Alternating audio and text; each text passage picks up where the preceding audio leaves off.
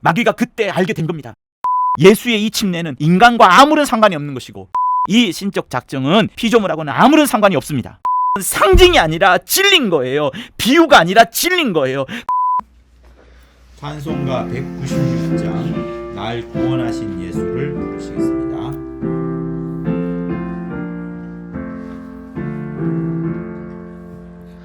날 구원하신 예수를 영원히 찬송하겠네.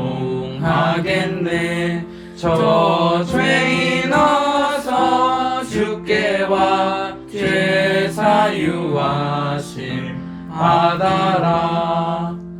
구하라 주실 것이요 찾으라 얻을 것이라. 죄 중에 상한 영혼을 주 온전하게 하시네. 주 우리 죄를 인하여 피 흘려 죽으셨으니 주밖에 없는 사랑을 만 백성 알게 전하세. 주 예수 사랑 못 잊어 나 항상 눈물 흘리네. 이 세상 어디 가든지 내 주만 생각하도다. 목마른 자의 세매와 영생의 물을 마셔라. 내 주를 사랑한데도 늘 맘에 부족하도다.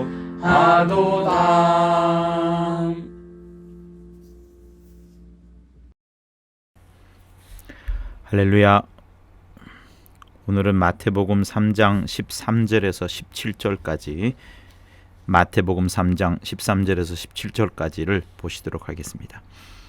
이때 예수께서 갈릴리로서 요단강에 이르러 요한에게 침례를 받으려 하신대 요한이 말려 가로되 내가 당신에게 침례를 받아야 할 터인데 당신이 내게로 오시나이까.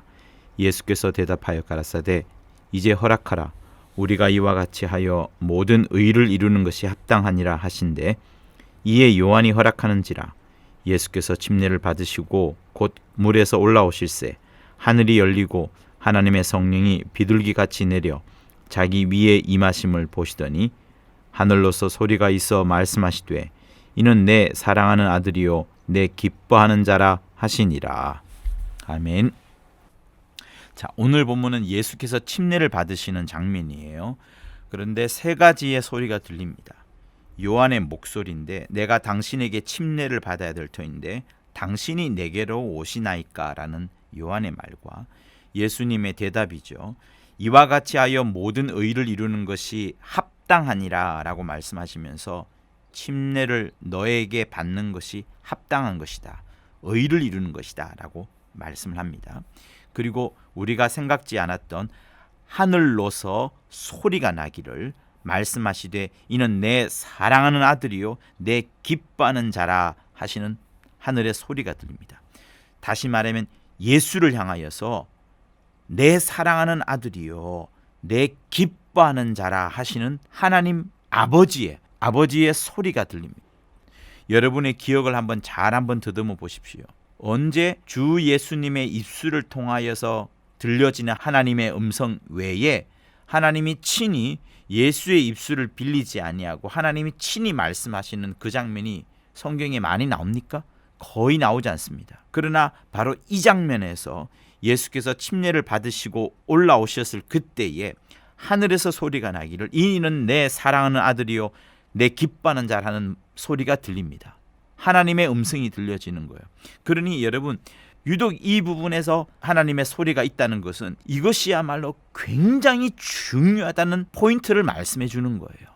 예수를 향하여서 내 사랑하는 아들이요 내 기뻐하는 자라라고 자신 있게 선포를 하시는 성령의 증거나 사람들의 간증이 아니라 하나님 아버지께서 친히 말씀하여 주시는 내 사랑하는 아들이요 내 기뻐하는 자라, 예수를 향하여 내 사랑이요 내 기뻐하는 자라 라고 말씀하시는 부분이 바로 이 장면입니다.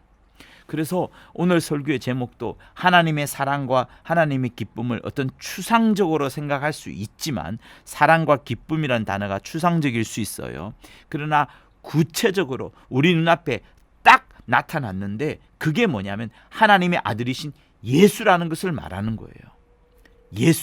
예수야말로 하나님의 사랑이요 예수야말로 하나님의 기쁨이라는 것을 끊임없이 강조해도 부족하지 않을 만큼 이 성경엔 가득 차 있는데, 특별히 오늘 이 본문은 일부러 예수께서 침례를 받으시고 올라오실 때에 그 아들을 향하여서, 그를 향하여서 하나님 아버지께서 이는 내 사랑하는 아들이요 내 기뻐하는 자라고 선포를, 진리를 아예 선포를 해버리시는 겁니다. 그러니 보세요, 예수께서는 침례를 받는다고 하시면서 그것이 하나님의 의를, 모든 의를 이루는 것이라고 하면서 그 의에 순종합니다. 아들은 독립된 인격으로서 순종을 해요. 그리고 성령이 비둘기같이 내려서 예수 위에 임하시는 것을 보게 됩니다. 그러면서 성령이 또한 독립된 격으로서 역사를 하셔요. 그리고 하늘로서 소리가 나면서 내 사랑하는 아들이요 내 기뻐하는 자라 하시면서 동시에 삼위가 일체로 이루어지는 장면이 이곳에서 역사되어지고 있어요. 성경에 삼위일체에 관한 부분을 자세하게 설명하는 부분이 많지가 않습니다. 그러나 유독 이 침례를 받으실 때만큼은 삼위가 분명하게 보이면서도, 각각 독립적으로 보이면서도 또한 일체이신 것을 정확하게 명확하게 말씀하시는 장면이 바로 이곳인 거예요. 그러니 여기서 매우 중요한 장면이 드러나고 굉장히 파워풀한 현장이 일어나는데, 그때 가장 핵심적으로 하시는 하나님의 말씀이 내 사랑하는 아들이요 내 기뻐하는 자라, 주 예수를 향하여서 내 사랑하는 아들이요 내 기뻐하는 자라라고 말씀하시는 겁니다. 그러니 여기서만큼은 우리가 분명히 알아야 될 것은 예수가 하나님 아버지께 있어서 하나님의 영광인 거예요.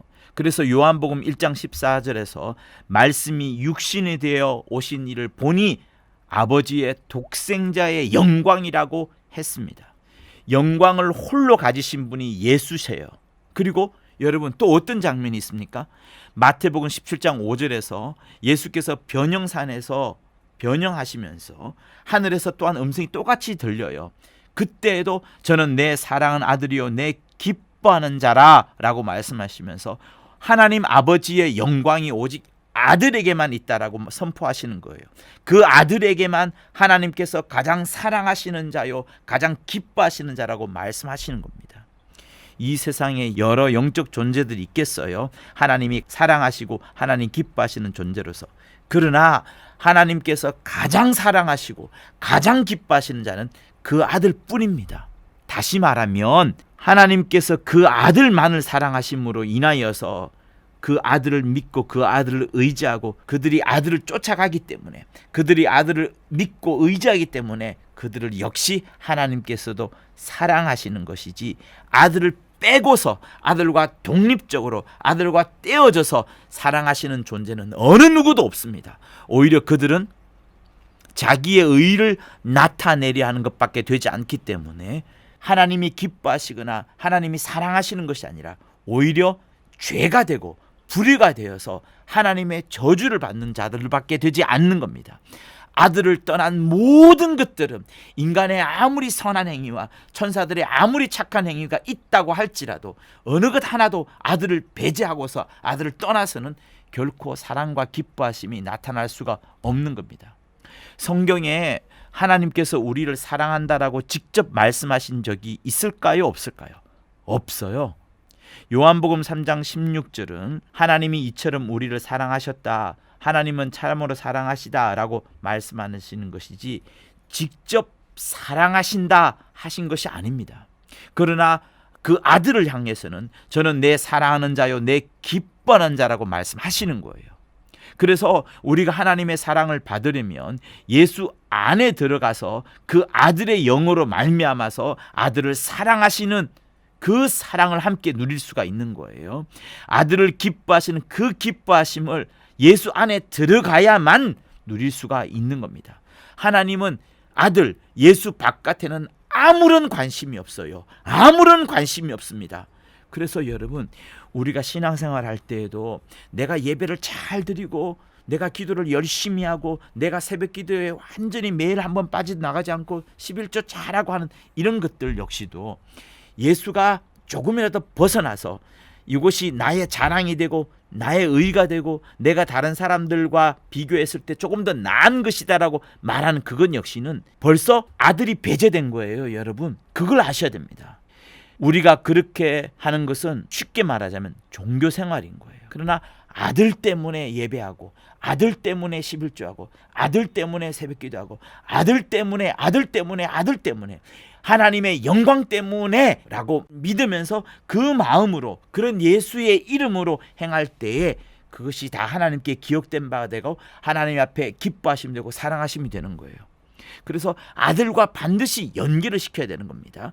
더 깊게 말하자면 아들과 연계를 시킴으로 인하여서 나의 그런 종교 생활로 보여지는 것들은 드러낼 수 있는 공로가 전혀 아니고 오직 우리는 예수만 자랑하고 예수만 말하고 예수에게만 꼭 의지하는 그런 심령이 진짜 신앙생활이 되어가는 거예요.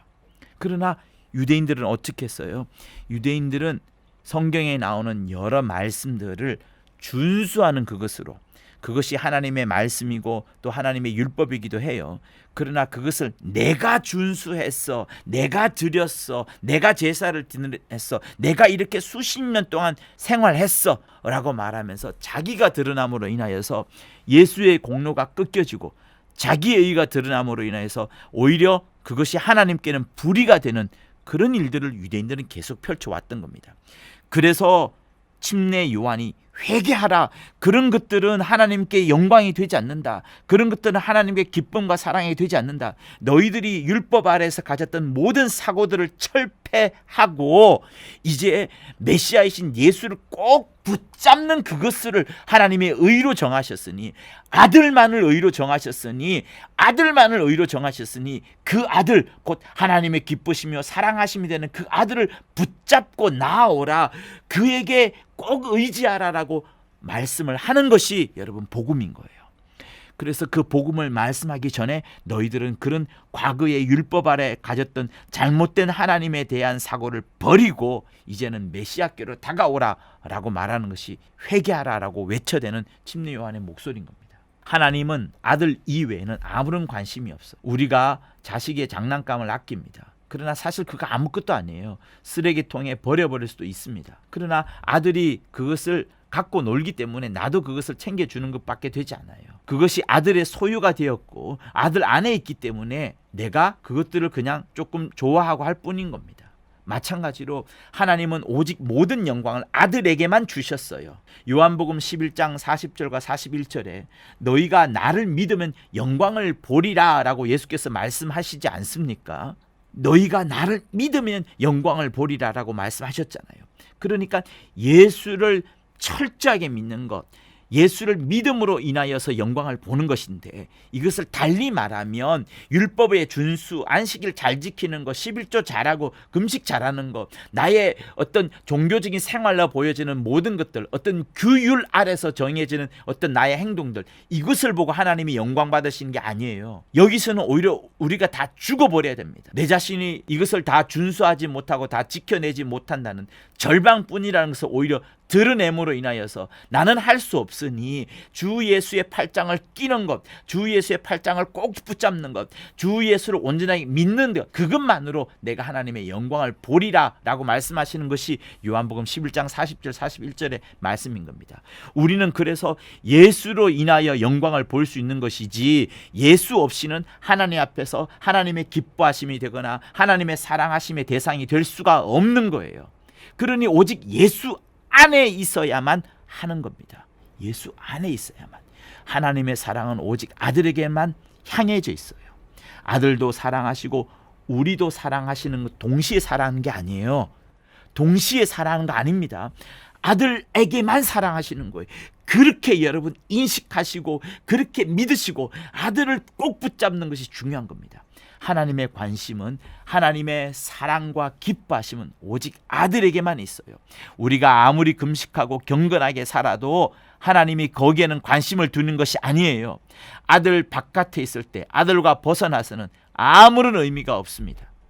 그래서 율법 아래 있는 자들이 저주 아래 있다라고 말하는 거예요. 율법 아래 있지 말고 너희들은 메시아 아래 있으라라고 외치되는 것이 침례 요한의 회개하라는 말씀이 그거예요. 침례 요한이 말하는 바가 바로 그겁니다. 율법 아래 있지 말고 이제 다가올 메시아 천국에 올 것인데 그의 아들 아래 있어라. 율법 아래 있는 자들은 저주 아래 있다라는 것을 말하는 거예요. 그래서 갈라디아서 3장에서 말씀하지 않습니까?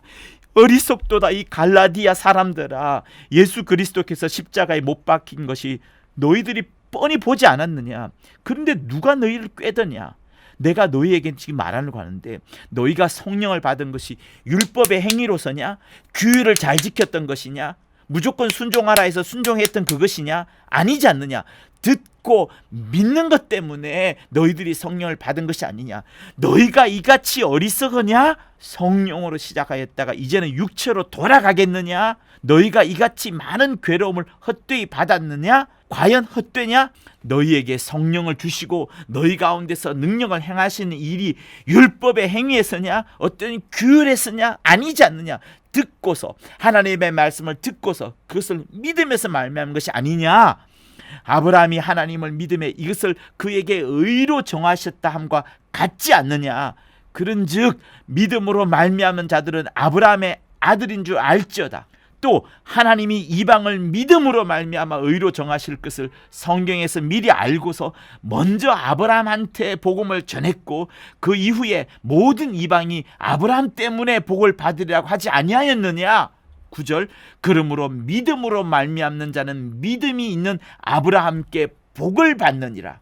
그러나 율법 행위에 속한 자들은 저주 아래 있나니 누구든지 율법책에 기록된 대로 온갖 일을 행하지 아니하는 자는 저주 아래 있는 자라 하였습니다. 또 하나님 앞에서 아무나 율법으로 말미암아 의롭게 되지 못할 것이 분명하니 오직 의인은 믿음으로 살리라 하는 그것이니라. 여러분, 이게 핵심이에요. 이게 중요합니다. 율법 아래 있는 것은 저주 아래 있는 거예요. 온갖 행위, 온갖 규율들을 다 지켜야 됩니다. 왜 그렇게 어려운 삶을 다시 살려고 합니까? 아니, 갈라디아 3장의 말씀대로 어리석은 일로 왜 다시 돌아가려고 합니까? 율법 아래 있는 사람들, 우리 눈에는 얼마나 경건해요? 현대 교인들과는 상대가 안 될 정도로 경건합니다. 바리새인들은 그 경건하다는 유대인들 중에서도 정말로 뽑았던, 유대인들이 가장 자랑스러워했던 그런 사람들이에요. 그들의 경건은 비할 데가 없습니다. 이 세상에 수많은 종교인들이 있다 할지라도 바리새인들만큼은 되지 않을 겁니다. 그런데 그 자체가 하나님 아버지께서 그의 말씀으로 말씀하시기를 그 자체가, 율법 아래 있는 그 자체가 저주 아래 있는 것이라고 말하는 거예요. 여러분, 비행기를 타고 가다 보면 사람들이 보이지도 않습니다. 차가 겨우 지나가는데 개미보다 작게 보여요. 성경에는 우리를 티끌이라고 했어요. 하나님의 눈으로 보시기에는 우리는 아무것도 아닙니다. 먼지 같은 존재, 티끌 같은 존재밖에 되지 않습니다. 먼지나 티끌 같아 보이지도 않는 존재일 수도 있습니다. 율법 아래서 아무리 경건히 행한다 할지라도 그 자체가 하나님의 관심을 끌 수 없어요. 하나님의 관심을 끌 수 없어요. 마찬가지입니다. 신약 시대를 살고 있는 우리 역시도 율법 아래에서 행한다면, 어떤 규율 아래에서 행한다면, 억지로 행하는 그것이라면, 양심을 따라서 행하는 것이라면 그것이 아무리 경건히 보여진다 할지라도, 세상 사람들이 박수를 치고 칭찬을 한다 할지라도 하나님의 관심을 끌 수 있는 것은 아니에요. 그것은 그 시대에 자기 자신을 위해서, 곧 자기 의를 위해서는 필요한 것일 수 있겠지만 하나님의 관심, 하나님의 의가 될 수는 없는 겁니다. 자기를 위해서는 경건함이 필요해요. 자기를 위해서는 거룩함이 필요한 것일 뿐입니다. 그러나 그것이 하나님의 관심을 끄는 것은 아니라는 거예요. 하나님의 관심을 끄는 것, 하나님의 사랑이 되고 하나님의 기쁨이 되시는 것은 오직 아들뿐입니다. 한순간에도 그 관심과 그 사랑과 그 기쁨을 떨칠 수가 없는 것이 아들이란 존재인 거예요. 그래서 그 아들을 향하여서 이는 내 사랑하는 아들이요 내 기뻐하는 자라고 선포를, 진리를 아예 선포를 해버리시는 겁니다. 이 우주가 얼마나 커요. 상상도 못합니다. 그러나 하늘에 비하면 우주는 역시 조그만 점에 불과할 수밖에 없어요. 그 조그만 점에 불과하지만 우리 눈에는 그 우주가 너무나도 큽니다. 그러나 그 우주보다 굉장히 큰 것이 하늘인데 하나님은 그 하늘에도 관심이 없으세요. 하나님은 하늘보다 아들을 더 크게 보시고 더 소중하게 보시고 더 귀하게 보시는 겁니다. 왜냐하면 아들은 아버지와 같은 분이시기 때문에 그런 거예요. 하나님은 하늘을 지으셨지만 하늘은 아들을 위해서 주시는 처소밖에 되지 않습니다. 아들을 위한 포도원에 불과한 거예요. 그런데 중요한 것은 뭐예요? 예수께서 아버지가 주시는 그 하늘에 들어가셔서 주인 노릇해도 되는데 예수께서 그런 마음을 품으시는 거예요. 아버지도 주인이신데 감히 내가 어떻게 아버지와 같은 주인으로서 동등하게 취함을 받고 들어가겠느냐. 아버지는 나보다 월등히 크신 아버지시니 나는 오히려 죽기까지 내가 아버지께 영원히 순종하고 영원히 복종하는 것을 보이리라, 그것을 나타내리라 하시는 마음을 보이시는 겁니다.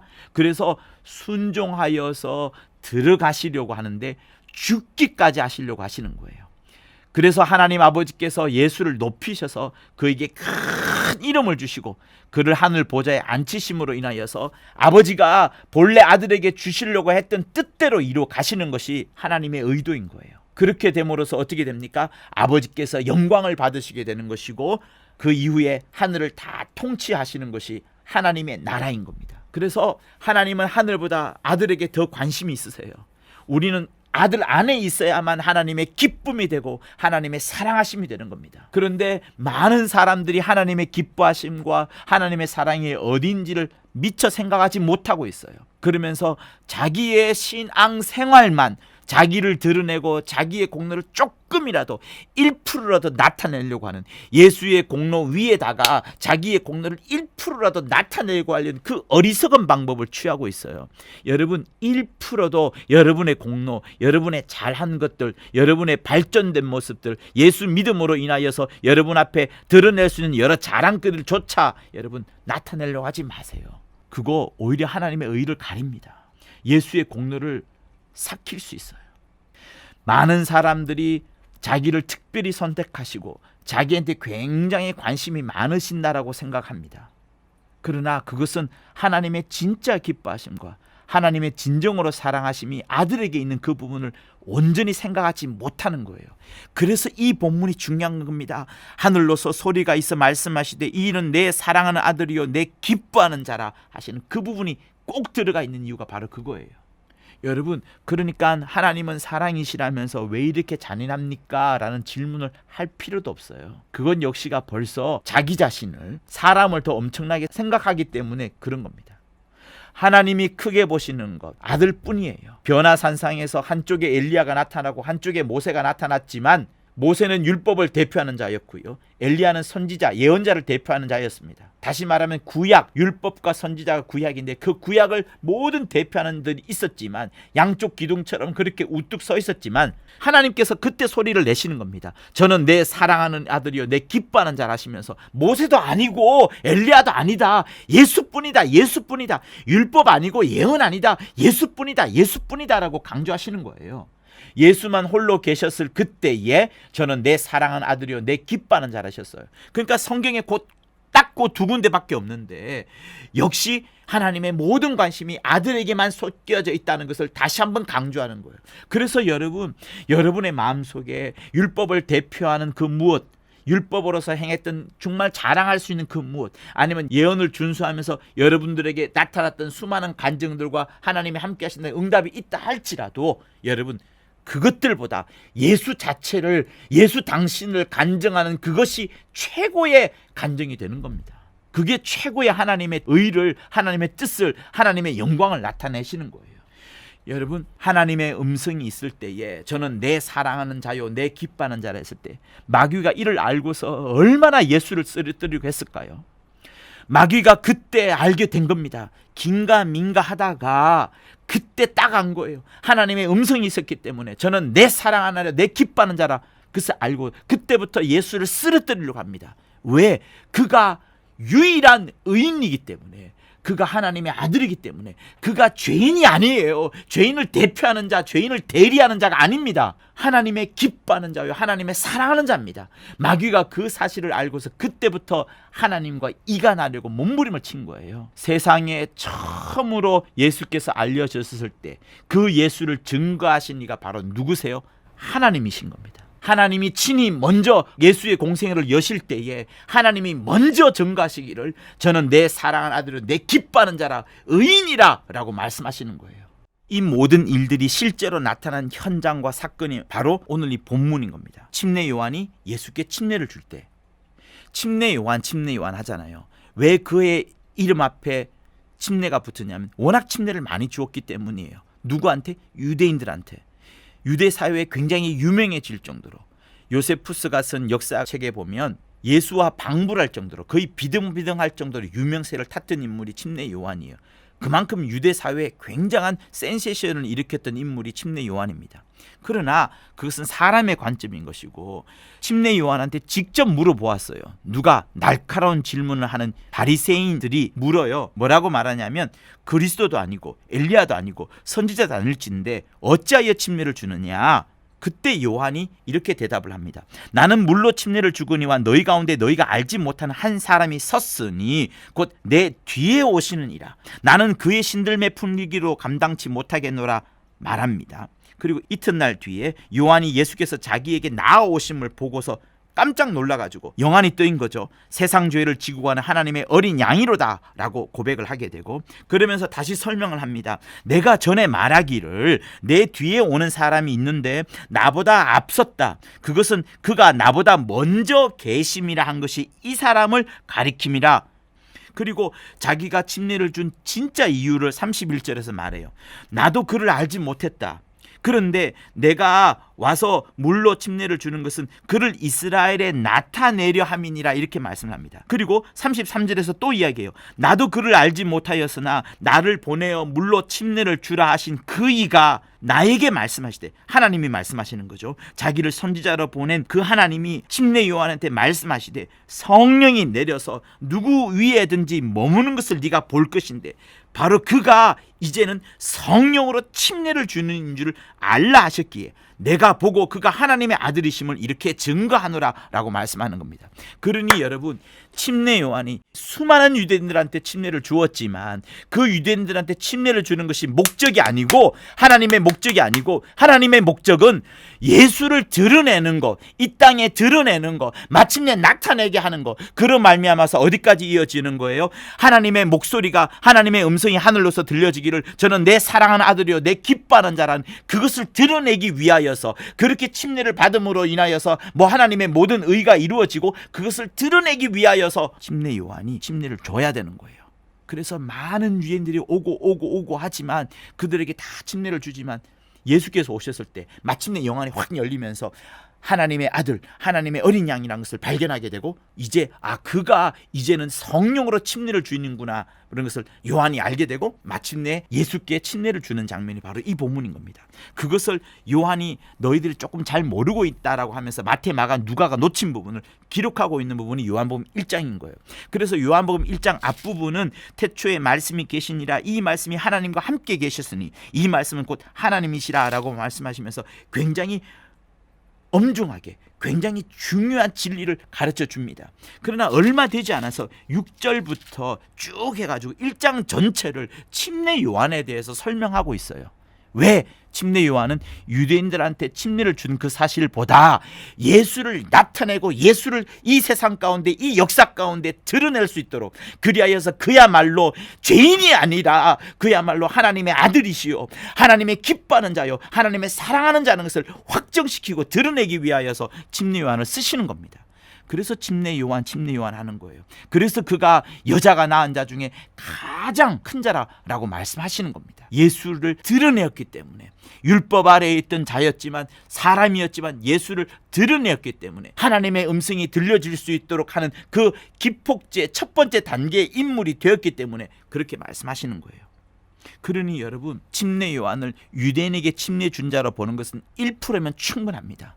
99%는 어떻게 봐야 되느냐? 침례 요한은 예수께 침례를 줌으로 인하여서 온 세상 천지에 예수를 드러낸 자다. 그리고 마침내 그로 인하여서 하늘에서 소리가 들려지기를 내 사랑하는 아들이요 내 기뻐하는 자라는 것을 확실하게 드러낸 자다.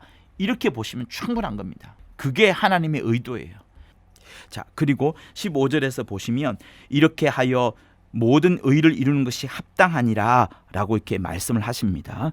그럼 이게 무슨 말씀일까요? 예수께서 이것 말고도 누가복음 12장 49절 50절에서 내가 불을 땅에 던지러 왔노니 이 불이 이미 붙었으면 내가 무엇을 원하리요? 나의 받을 침례가 있으니 그 이루기까지 나의 답답함이 어떠하겠느냐라고 말씀하셨어요. 내가 불을 땅에 던지러 왔다. 이미 땅에 불이 붙었으면 무엇을 원하겠느냐? 원하지 않는 것이다. 그러나 나의 받을 침례가 있는데 이것을 이룰 때까지 얼마나 내가 답답한지 너희가 아느냐라고 말씀하시면서 받을 침례란 말씀도 하셨습니다. 여기서 우리가 오해하면 안 되는데 불을 땅에 던지러 왔다 할 때 그 불은 무엇인가 하면 심판을 말하는 거예요. 적지 않은 사람들이 불을 성령으로 오해하는 경우가 많습니다. 불을 성령으로 오해하시면 안 돼요. 불이 성령이 아닙니다. 마태복음 3장 11절에서 그는 성령과 불로 너희에게 침례를 주실 것이요 손에 키를 들고 자기의 타작마당을 정하게 하사 알곡은 모아 곡간에 들이고 쭉정이는 꺼지지 않는 불에 태우시리라 라는 말씀이 있어요. 성령과 불로 너희들에게 침례를 준다, 이렇게 말씀을 합니다. 본 뜻이 뭐냐면 성령 또는 불로 침례를 줄 것이다 라고 말씀하시는 거예요. 다시 말하면 예수를 믿는 자는 성령으로 침례를 받을 것이고 믿지 않는 자는 불로 심판을 받게 된다는 것을 결론적으로 말씀해요. 그래서 바로 이어지는 말씀이 알곡은 모아서 곡간에 들이고 쭉정이는 꺼지지 않는 불에 태우시란 말이 바로 그 말씀을 말씀하는 겁니다. 알곡은 모아서 곡간에 들인다는 말씀은 성령으로 침례를 받게 한다는 것이고, 쭉정이는 꺼지지 않는 불에 태운다는 것은 히브리서 12장 29절에 있는 말씀처럼 소매라는 불, 혹은 이사야서 4장 4절에 있는 심판하시는 영, 그 역할로서 심판하러 오시는 예수께서 이 세상에 대한 심판이 이미 있을 것이라는 것을 말씀하시는 것이고, 만약에 이 세상이 그렇게 심판을 이미 받아버렸다면 내가 무엇을 더 바라겠느냐라고 말씀하시는 부분이 바로 11절인 거예요. 그러나 그에 앞서서 그가 받으실 침례가 있으니 이것이 이르기까지 얼마나 답답하겠느냐라고 말씀하는 겁니다. 아직까지 심판이 오지 않았다는 것, 다시 말하면 예수께서 오셔서 나의 받을 침례를 먼저 받으시고 그 다음에 성령으로 침례를 받으시고 그 이후에 불로 침례를 주는, 불로 심판하는 것이 있게 된다는 것을 말씀하시는 것이 누가복음 12장의 바로 그 내용인 겁니다. 그래서 예수께서 받을 침례라고 하시는 것은 결국은 자기 자신의 죽음과 하나님 아버지께서 자기 자신을 살려주신 부활을 뜻하는 거예요. 요단강에서 침례를 받으신 것은 바로 그 큰 일이 시작된다는 것을 의미하는 겁니다. 이 침례, 곧 예수의 죽음과 부활은 인간, 사람과 아무런 상관이 없어요. 지금 여기서 말씀하고자 하는 것은 이렇게 하여 모든 의를 이루는 것이 합당하니라라고 말씀하시면서 하나님의 의를 이루는 것을 말씀합니다. 다시 말하면 예수의 죽음과 부활, 침례, 이것은 인간과 아무런 상관없이 인간의 죄를 지었기 때문에 인간의 죄를 짊어지고 가야 되는 예수의 역할이 있어요. 그러나 그것을 말씀하기 이전에 하나님 아버지께서 창세전에 주신 계명인 겁니다. 아버지께서 아들에게 창세전에 주신 계명으로 너는 죽고 부활을, 죽음과 부활을, 그것을 이미 명하셨어요. 이것을 성취하신 다음에 마귀를 심판하는 불을 땅에 던지거나 인간을 구원하는 것이 나타나는 것이지, 먼저 마귀를 심판하거나 인간을 구원하는 것이 먼저 있는 게 아닙니다. 그래서 예수의 이 침례는 인간과 아무런 상관이 없는 것이고 오직 아버지와 아들 사이에서 주어지는 하나의 계명, 하나의 작정, 하나의 어떤 관계를 말씀하시는 거예요. 그래서 이 침례 받는 것이 곧 의를 이루는 것이라 라고 말씀하시는 겁니다. 다시 말하면 의라는 것은 창세전에요. 아버지와 아들이 결정하신 부분이에요. 아버지와 아들이 결정하신 신적 작정을 말하는 것이 의를 말하는 겁니다. 좀 더 구체적으로 말하자면 만유의 후사로서 아들을 정하셨어요. 하나님 아버지께서. 그러나 그 아들은 아버지의 계명대로 순종하여 죽기까지 자신을 낮추신 다음에 부활하셔서 하늘 보좌에 오르시는 그 과정인데, 그렇게 신적 작정하신 부분들을 이루어가는 그것이 하나님의 의를 이루는 것이다 라고 말씀하시는 거예요. 다시 말하면 아버지의 뜻하심과 아들의 순종하심, 하나님의 모든 의도와 하나님의 모든 경륜을 다 이루어가는 그것이 이와 같이 모든 의를 이루는 것이 합당하니라 하시는 그 말씀이 되어가는 겁니다. 이것이 히브리서에서 어떻게 다시 또 나와요? 1장부터 나오지 않습니까? 옛적의 선지자들로 여러 부분과 여러 모양으로 우리 조상들에게 말씀하신 하나님이 이 모든 날 마지막에 아들로 우리에게 말씀하셨는데, 이 아들을 만유의 후사로 세우시고 또 저로 말미암아 모든 세계를 지으셨느니라. 이는 하나님의 영광의 광채시요 그의 본체 형상이시라.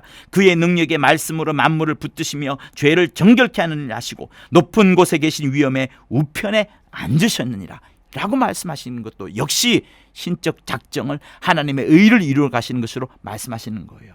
그러니 이 신적 작정은 피조물하고는 아무런 상관이 없습니다. 아무런 상관이 없어요. 오직 아버지와 아들 사이에서, 하나님 아버지와 하나님의 아들 사이에서 이루어진 그 작정, 그 계획, 그 경륜, 그것을 의라고 말씀하시는 거예요. 이 신적 작정은 피조물하고 아무 상관이 없기 때문에, 다시 말하자면 천사가 타락했기 때문에 뭐 이렇게 한다든가 인간을 구원하기 위해서 이렇게 하셨다든가 그것이 아닙니다. 순전히 하나님 자신의 고유한 목적과 어떤 뭐라고 할까요? 주권적인 권세로서 계획되고 추진되고 성취되는 거예요. 성취되는 하나님의 일인 겁니다. 전적으로 삼위가 일체되어 나타나신 하나님 아들과 하나님 아버지 사이에 영원한 관계를 밝히는 것이기 때문에 이것은 여러분 상징이 아니라 진리인 거예요. 비유가 아니라 진리인 거예요. 그래서 침례를 진리라고 말씀하시는 겁니다. 침례는 진리인 거예요. 이거를 근데 왜 비유로 설명하고 왜 상징으로 설명을 합니까? 그게 아닙니다. 여러분, 침례는 진리예요. 예수께서 침례를 받으심으로 인하여서 그것이 진리이기 때문에 우리 역시도 예수님의 명을 쫓아서 가장 처음으로 가장 손쉽게 할 수 있는 순종이 그 진리를 이뤄가는 것이 바로 침례인 겁니다. 그러니까 의지를 가진 피조물인 천사와 사람, 그 생사를 가름하는 표준이 또한 뭐예요? 의가 되는 겁니다. 하나님 아버지께서 이것을 의라고 작정하셨기 때문에 이제 우리에게도 의지를 가진 피조물인 천사와 인간 역시도 이 표준인 의를 따라가지 않으면 모든 의를 이루는 것이라 했잖아요. 이것을 따라가지 않으면 의롭다함을 얻지 못하는 겁니다. 의롭다함을 얻는 자는 아버지 집에 거하게 되는 것이고, 거역하면 불의한 자가 되어서 지옥에 던져지는 거예요.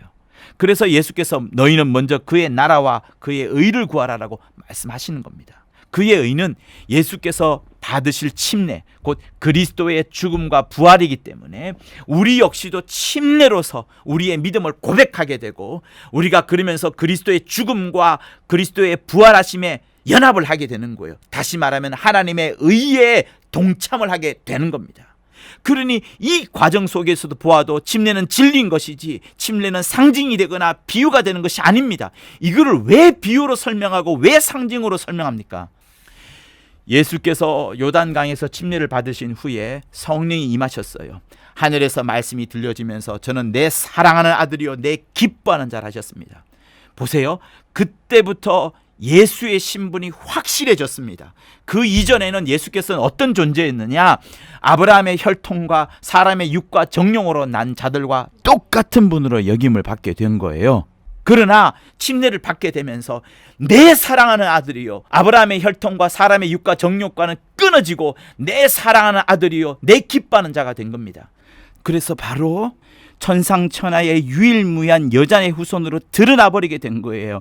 그가 임마누엘 하시면서 하나님의 사랑한 아들이신 것을 하나님과 성령이 직접 증거하시면서 선언하신 거예요.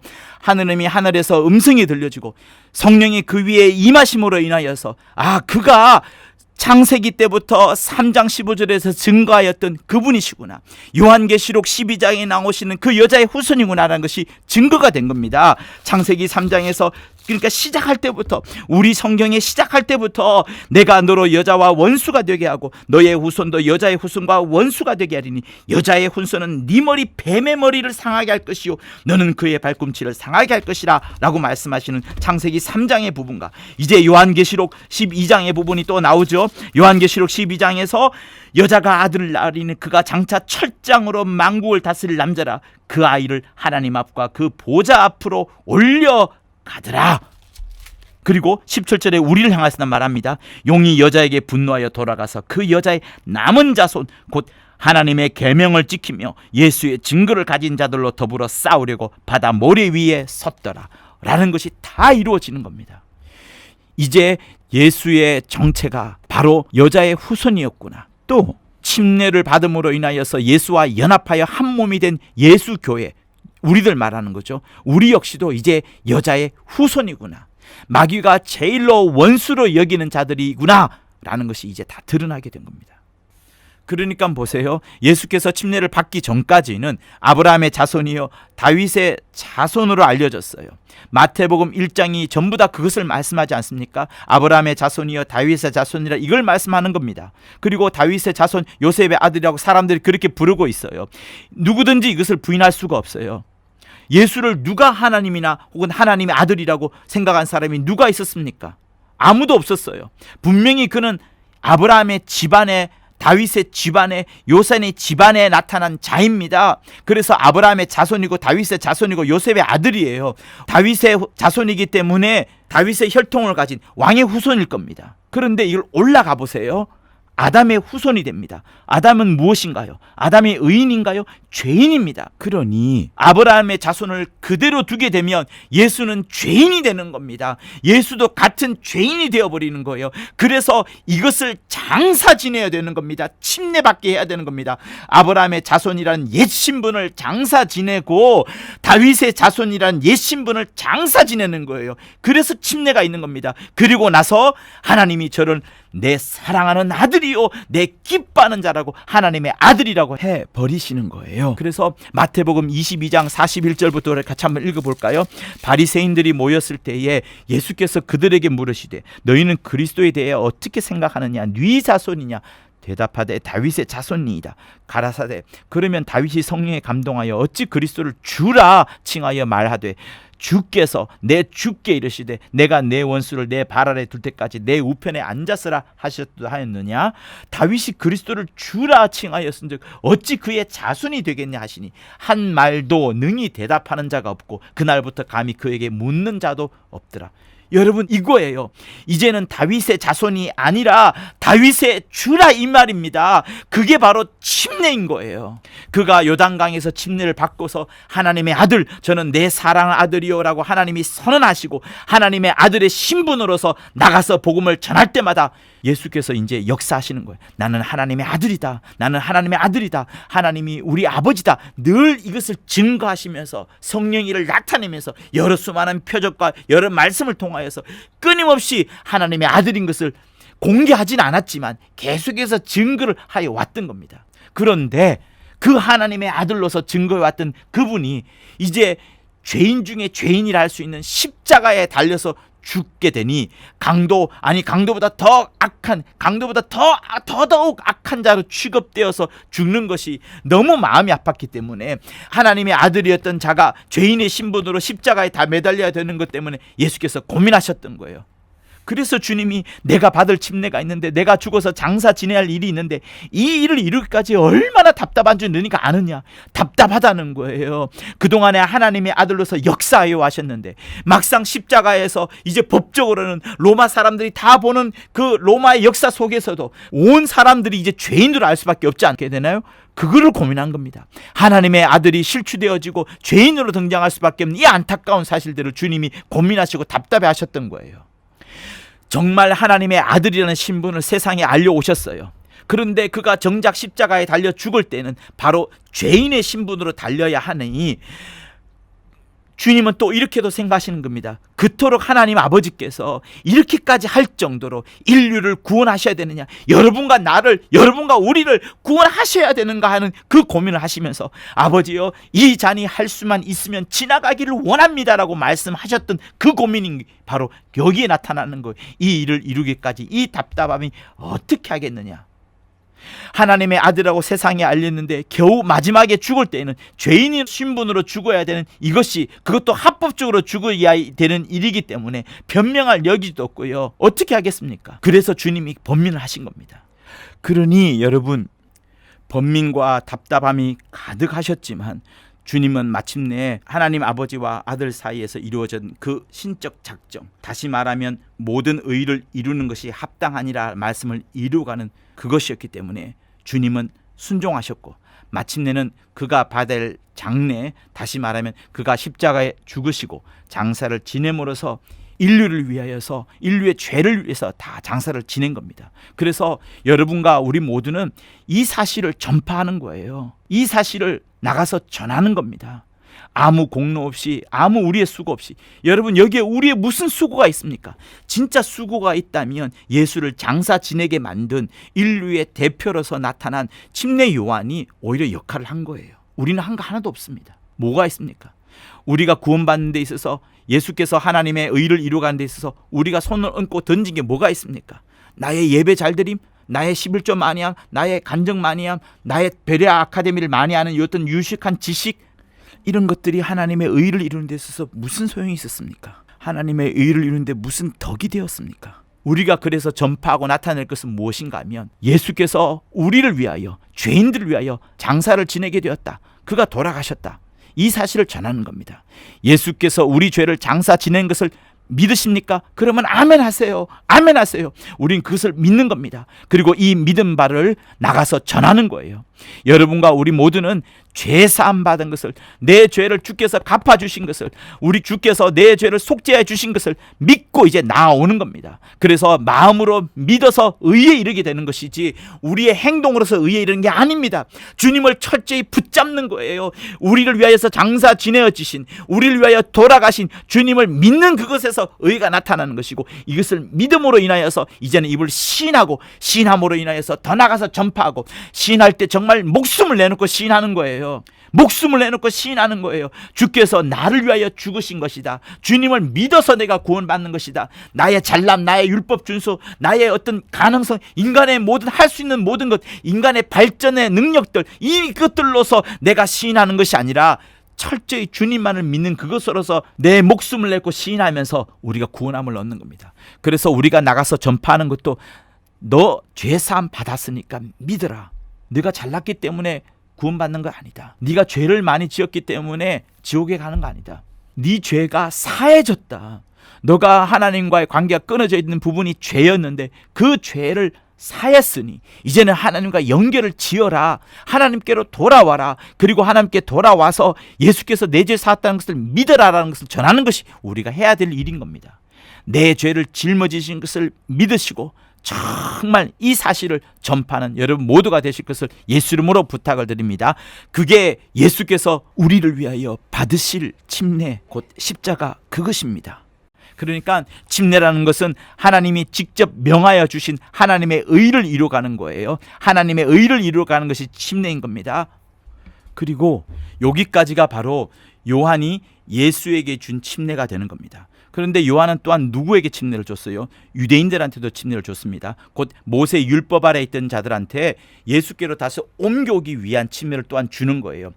그동안의 율법으로 인하여서 자기들이 의인이라고 생각했던 유대인들, 그들에게 너희들은 죄인이다. 그게 진실이다. 너희들이 회개하고 나는 죄인입니다 라고 고백하면서 나아오라 라고 말하는 것이 요한이 유대인들의 침례 주는 거예요. 그러니 유대인들은 의인이었다가 요한의 침례를 받게 되면서, 아, 나는 죄인이군요. 정말 죄인이군요. 나는 죄인입니다. 죄인입니다 라고 나타내게 되는 거예요. 죄인인 것을 드러내게 되는 것이 요한이 유대인들에게 주는 침례예요. 요한이 예수에게 주는 침례는 예수를 다윗의 자손, 다윗의 후손이었다가 곧 죄인일 수밖에 없는 그런 혈통과 육정에 의한 존재였다가 하늘에서 음성이 들리잖아요. 내 사랑하는 아들이요 내 기뻐하는 자라고 하면서 이 신분이 바뀌어지는 그런 선언으로 진행되어지는 반면에 유대인들은 율법으로 자기들이 의인인 줄 알았다가 요한의 침례를 받으면서 이제 죄인 되고 더 근본적인 양심으로 돌아가서 진짜 죄인이 이제 죄인을 부르시는 주께로 메시아께로 돌아오라는 것이 요한이 유대인들에게 주는 침례인 겁니다. 그리고 나서 요한의 침례 뒤에 뭐가 있어요? 성령의 침례 있지 않습니까? 그러니까 요한이 이렇게 말씀할 수 있는 겁니다. 나는 너희들한테 물로 침례를 준다. 너희들이 의인인 척 하였지만 실상은 죄인이 하지 않느냐. 죄인이라고 고백을 하고 이제는 메시아께로 돌아와서 메시아가 주는 성령으로 받는 침례를 받고 천국에 들어가라라고 말하는 거예요. 그래서 정리가 이렇게 되는 거예요. 유대인들한테는 회개케 하는 침례를 요한이 주고요. 그래서 유대인들이 의인이었더라고 생각했던 그들이 죄인이라는 것을 고백하면서 회개케 하는 침례를 주게 되는 것이고, 예수를 향하여서는 이스라엘의 온 천하 만민들에게 예수를 나타내는 누구라고요? 내 사랑하는 아들이요 내 기뻐하는 자라. 죄인이 아니라 의인이요, 죄가 없는 분이시요, 하나님의 아들이시요, 하나님의 어린 양이시요, 하나님의 가장 사랑받는, 하나님의 가장 기뻐하심을 받는 하나님의 최고 총회가 되시는 그 아들로 선포되시는 겁니다. 또 세 번째로는 뭐가 됩니까? 첫 번째는 유대인을 향하여서, 두 번째는 예수 자신을 향하여서 준 침례가, 이제 세 번째는 아버지를 향하여서 어떤 의미를 주는 거예요? 하나님 아버지께는 하나님 아버지의 모든 의를 이루시는, 하나님 아버지의 모든 의를 이루시는 그 침례가 되는 거예요. 그래서 침례 요한으로부터 침례를 받는 이 사건은 매우 우리에게 중요한 겁니다. 그러므로 우리는 무엇을 배워야 될까요? 침례 요한이 요단강에서 침례를 주님을 외치면서 회개하라고 했습니다. 회개하라는 것은 하나님에 대한 오해를 고치라는 거예요. 당시에 이스라엘이 가지고 있던 사상은 신국, 배타적이고 수비적이고 고립적이었던 민족주의로 충만했던 신국이었습니다. 현대 와서 이 신국적인 개념은 유대주의로 나타납니다. 이 유대주의에 대한 문제가 얼마나 많습니까? 그 많은 것들을 회개하라고 말씀하고 있는 거예요. 그러니 요한의 침례는 너희들이 갖고 있던 모두 자기 의를 묶어서 장사 지내야 된다. 자기 의가 없는 완전 빈손으로 하나님을, 천국을 영접하라라고 외치고 있는 거예요. 그런데 자기 의를 포기하지 못하고 침례 요한 앞에 나온 바리새인과 사두개인들한테는 이 독사의 자식들아, 누가 너희를 들어 그 임박한 진노를 피하게 하느냐라고 하면서 크게 꾸짖고 비난했어요. 자기 의가 예수 그리스도 앞으로 나아오는 것을 막아야 되는 것을 우리에게 다시 한번 알려주는 겁니다. 자기 의, 자기 공로, 자기가 잘남, 자기의 발전 상황, 자기의 수고, 자기의 노력, 자기의 성취한 그 모든 것들, 자기가 세상에서 이루어간 모든 업적들, 이 많은 것들은 자기에게 득이 되고 자기 육체로 받는 보상이 되겠지만, 육체로 수고하였던 모든 공로와 수고들이 하나님의 은혜와 하나님의 진리를 가로막아버리는 것이 문제인 겁니다. 여러분, 주 예수의 공로와 주 예수의 은혜 주신가, 주 예수께서 진리를 주심에 대하여 조금도 자기의 것을 얹지 마세요. 그래서 우리가 신앙생활을 한다고 할 때에 다시금 율법으로 돌아가고 다시금 규율로 돌아가고 다시금 어떤 우리의 육체를 의지할 수 있는 수많은 것들로 한다 그러면 우린 또다시 문제가 되는 겁니다. 정말 문제가 되는 거예요. 그래서 로마서 8장 6절에서 8절까지 이렇게 말씀합니다. 육신의 생각은 사망이요 영의 생각은 생명과 평안이니라. 육신의 생각은 하나님과 원수가 되나니 이는 하나님의 법에 굴복치 아니할 뿐만 아니라 할 수도 없느니라. 육신에 있는 자들은 하나님을 기쁘시게 할 수 없느니라. 여러분, 그러므로 다시금 우리는 누구 안에 있어야 되느냐? 육신의 안에 있는 것도 아니요, 율법 아래 있는 것도 아니요, 양심 아래 있는 것도 아니요, 오직 우리는 예수 그리스도 안에 있어서 하나님의 풍성한 사랑을 받아야 되는 것이고, 예수 그리스도로 말미암아야만 하나님의 기뻐하신 자가 되는 것이고, 예수 안에 있어야만 하나님의 사랑을 받으며 또한 기뻐하신 자가 되시는 것이니, 침례를 받음으로써 예수 그리스도 안에 들어가 정말 그리스도와 연합함으로써 하나님의 사랑과 그 기뻐하심이라 할 수 있는 예수만을 풍성히 누리시는 여러분 모두가 되실 것을 예수 이름으로 부탁을 드립니다. 하나님의 사랑, 하나님의 기뻐하심 오직 그 아들 예수밖에 없는 거예요. 예수와 연합하시고 예수와 동역하시고 예수와 함께하시고, 그러면서 자기 의를 조금도 드러내지 않는, 자기 수고와 자기 노력을, 자기를 억울함으로 인하여서 자기를 나타낼 수 있는 어떠한 공로도 드러내지 아니하는 오직 주님만을 드러내는, 주님만을 자랑하는 여러분 모두가 되실 것을 예수 이름으로 부탁을 드립니다.